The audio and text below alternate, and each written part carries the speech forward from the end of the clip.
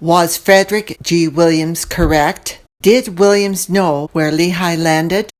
In 1836, a counselor in the original First Presidency and Joseph Smith's personal scribe and friend, as well as personal physician, wrote a very interesting statement on a sheet of paper, presumably at a meeting with the prophet, that ended up in his own personal papers for the next 50 years. Then, in 1875, a family member submitted this sheet, along with his papers, to the church historian's office. Upon further investigation of this statement, it was determined by Apostle Franklin D. Richards of its divine nature, and he published the statement as an unknown revelation in 1882. Franklin D. Richards, an apostle for 49 years, later president of the Quorum of the 12, and also the father of Apostle George F. Richards and grandfather of Apostle LeGrand Richards, while a member of the Quorum and the president of the British Mission, published in 1851 several revelations, translations, and writings of the prophet Joseph Smith, and called the collection The Pearl of Great Price, which was later added to the standard works. 31 years later, 2 years after The Pearl of Great Price was accepted by the church as scripture, he published the revelation in the highly respected A Compendium of the Doctrines of the Gospel. However, in 1909, B.H. Roberts, who himself once assumed that this statement represented revelation, eventually came to question its revelatory status. He noted that this alleged revelation had dominated all of our thinking and influenced all of our conclusions upon the subject of the Book of Mormon geography for many years. In fact, it was the main source of knowledge as to the landing site of Lehi, and members accepted it as a statement from Joseph Smith. Now, however, because of BYU archaeology and many writers moving away from that conclusion, it is no longer considered a possible revelation, but merely the doodling of its author. However, that limits the stature of the individual who is credited with writing it down, who was not only a counselor and secretary in the original First Presidency under Joseph Smith, he helped organize and became a trustee of the School of the Prophets, and served Joseph Smith faithfully as friend, physician, and trusted advisor, far more than most people knew. So in order to understand the relevance and importance of this man's written statement, and why it was written down with another well-known revelation, we need to understand the man himself, who became the prophet's scribe and sermon writer from 1832 to 1836, and in which capacity he penned many important documents for the prophet, including architectural drawings of the city of Zion, several revelations, and the first extant account of the first vision. Joseph Smith records in his journal that the two families boarded at each other's homes and worked each other's farms, and that the two men studied Hebrew and other subjects together. So let us learn more of this stalwart supporter of the prophet and the statement he wrote.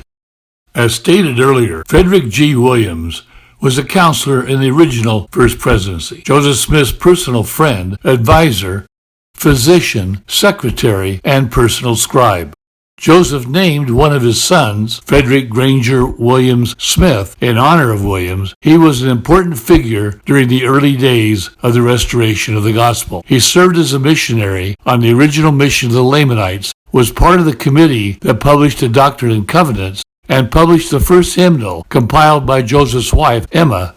He was elected Justice of the Peace in Kirtland, and for 12 years was the principal doctor for the saints. He was also the physician to Zion's camp, treated Hiram Smith's severely injured leg from an axe wound, and called by the Lord to save Samuel Smith's wife during childbirth. It was Williams' 117 donated acres of land upon which the temple and the church offices were built in Kirtland, and the entire village of Kirtland, including Joseph Smith's house, his father Joseph Sr.'s house, and all the houses of the apostles and others. After Joseph Smith purchased the Egyptian mummies, they were delivered into William's care, and his son Ezra exhibited them to the saints in the surrounding community. When mobs became so persistent, Williams took Joseph Smith in his wagon and drove down the old Chillicothe Road on the arduous 3-month, 683-mile journey to far west Missouri for the prophet's safety. There, Joseph Smith built his house across the street from the Williams. And when a cholera epidemic broke out in Cleveland, Joseph Smith sent Williams there to care for the saints. Among the 307 persons listed in the medical ledger under Dr. Williams' care were 2 of the 3 witnesses, 4 of the 8 witnesses, and a majority of the members in the original quorums of the general authorities, and a variety of lesser-known tradesmen, bishops, and high counselors, including well-known people like store merchant Newell K. Whitney and hymn writer and newspaperman W. W. Phelps. Joseph Smith wrote, "He is one of those men in whom I place the greatest trust. He shall ever have a place in my heart and is ever entitled to my confidence." In fact, Fredrick G. Williams played a pivotal role in the War of 1812, being totally familiar with the waters of Lake Erie. During that war, the area of Cleveland, Ohio, formerly known as Warrensville, was a small township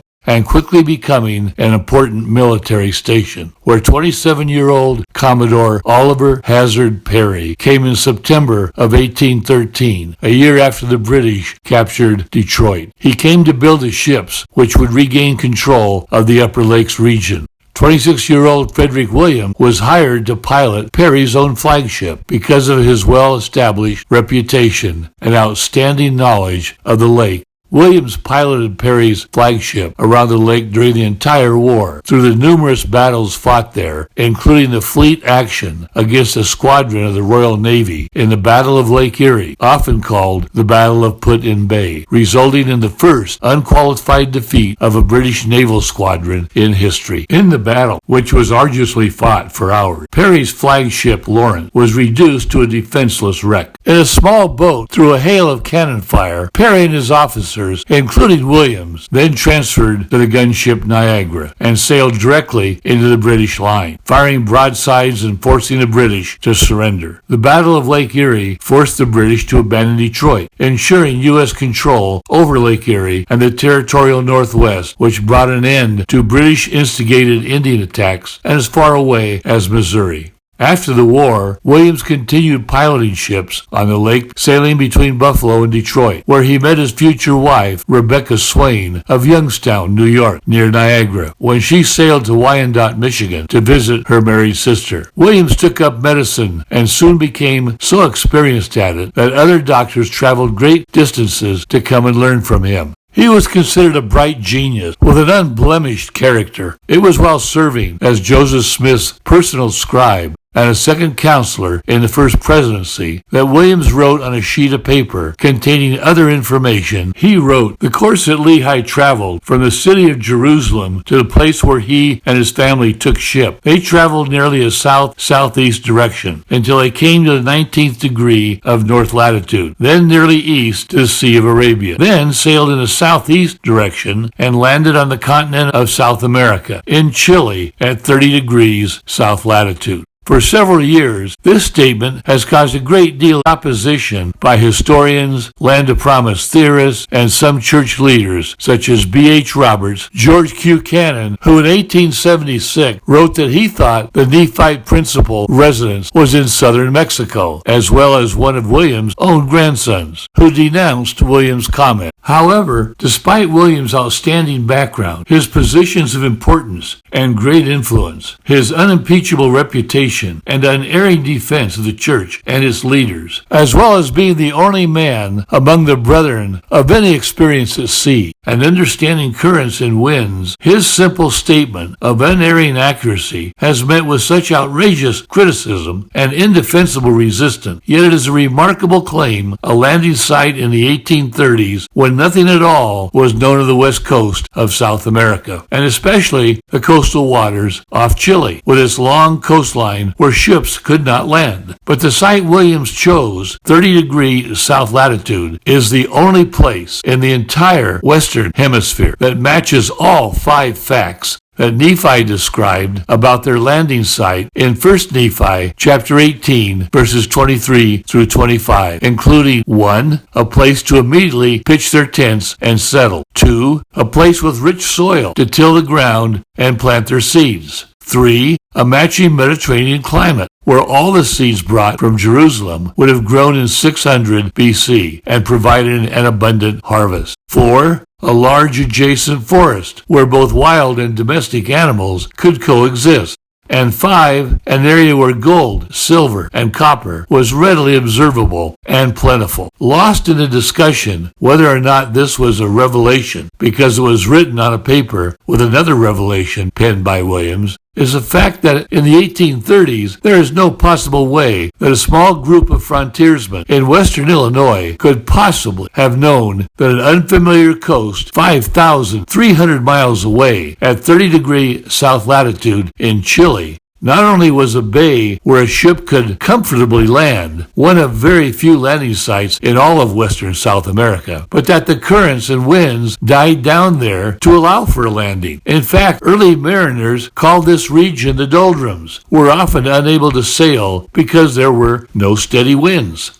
So how did Fredrick G Williams know of this unique strip of land at 30-degree south latitude? Was it something Joseph Smith told him? Was it something the First Presidency discussed? Was it a prompting of the Spirit? It is hard to imagine how someone in 1830s Illinois, who had never been anywhere other than around Lake Erie, could have possibly even considered, let alone come up with, the idea that the Lehi colony landed along the Chilean coast at 30-degree south latitude. Yet everything leads to that conclusion, that Lehi landed there, and Fredrick G. Williams understood that when he wrote down the directions he took to get there. So was Williams right? Was this the landing site of Lehi?